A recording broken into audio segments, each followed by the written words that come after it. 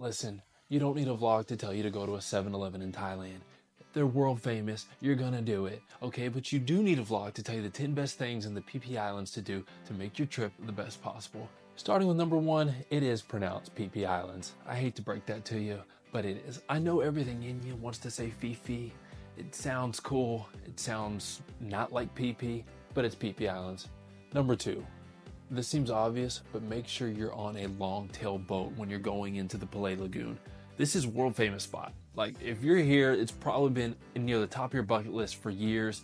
Make sure you're on that long-tail boat, because a lot of these boat tours have different types of boats that they take in there, and you might not realize that you're not on a long-tail until it's too late. And then you're ruining the picturesque moments and the overall vibe of just being there in Thailand. Number three is the most important in my eyes, because I saw this nowhere before I went, but it was one of the biggest factors. Look up if it's jellyfish season. When I tell you there were millions and millions of jellyfish in the oceans over there, I am not lying. As you can see, I got into the lagoon one day.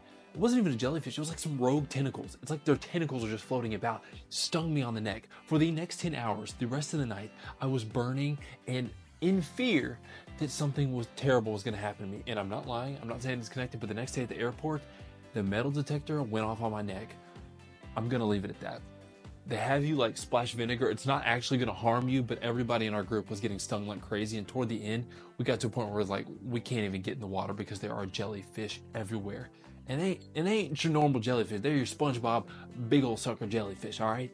Number four, this one's gonna seem obvious too, but don't jump in the water. It was my number one piece of advice from my Nana that she gave me before I left, and I was like, Nana, I would not do that. Sure enough, first water stop, I jump in and cut the crap out of my foot. I still have scars and it's been almost a year. Bleeding everywhere on the boat.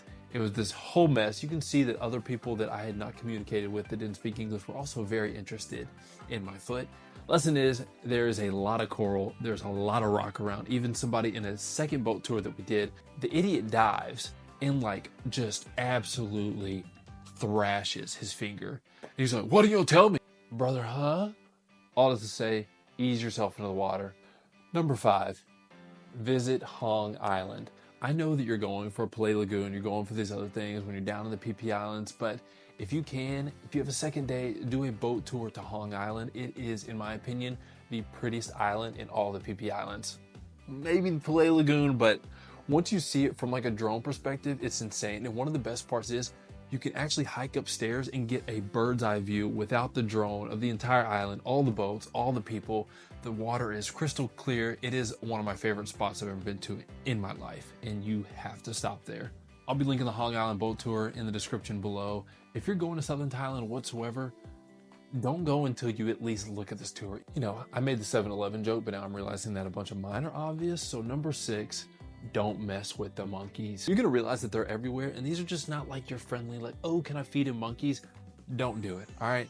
They're wanting your food. We lucked out. Keep your distance. They're cute. It's cool to see monkeys in the wild, but just know they can get after it, okay? If you're walking places and touching stuff, watch out for the monkey poop. All right, wife got a whole handful, and I was like, is there a disease in that? I don't know.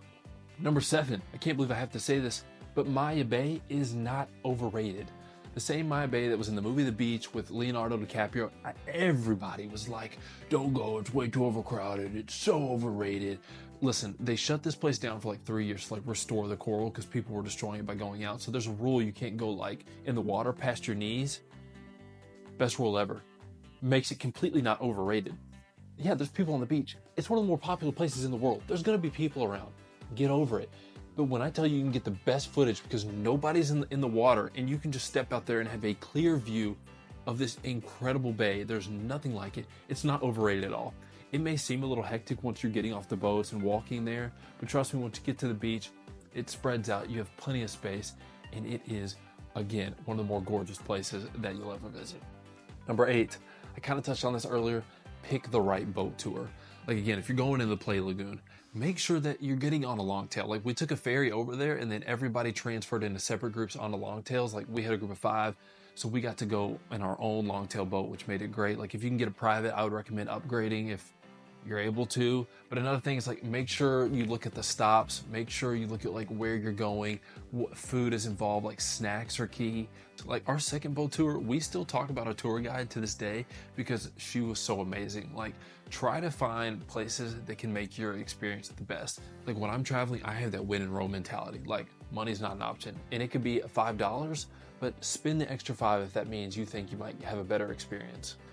If jellyfish aren't a big problem, or even if they are a little bit, snorkel. Even if you're not comfortable with snorkeling, try to get out of your comfort zone and try it, even if you stay near the boat, because this is some of the prettiest underwater views that you will see.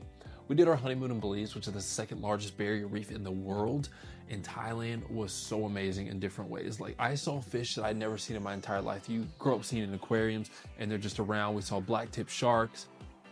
It's amazing. With that said, watch out for the jellyfish, because one day we were... But all in all, you have to snorkel, you have to get underwater, see the coral, and see some of the most incredible, colorful fish. You'll have to. That seems obvious, but so many people stayed on the boat, and I was like, if you all could just even dip your head in the water and see what we're seeing, do it. 10 on my most obvious journey of the Phi Phi Islands. Enjoy the moment. That sounds so stupid, and you're like, duh. Listen, you are wanting to take pictures, you are wanting to take videos because you have never seen anything like this, and most likely you will never see anything like what you're seeing ever again. As depressing as that sounds, get your videos, get your photos, but really soak it up. Make sure you're seeing it with your eyes and not through your phone, because everybody around me, it was just here almost the entire time. I'm like, look, take 5 seconds. Take 5 seconds. I'm guilty too, but take 5 seconds. I really enjoy it. If you're still here and you're not thinking, that dude's an idiot because he told me everything that anybody would know already, well then, feel free to subscribe.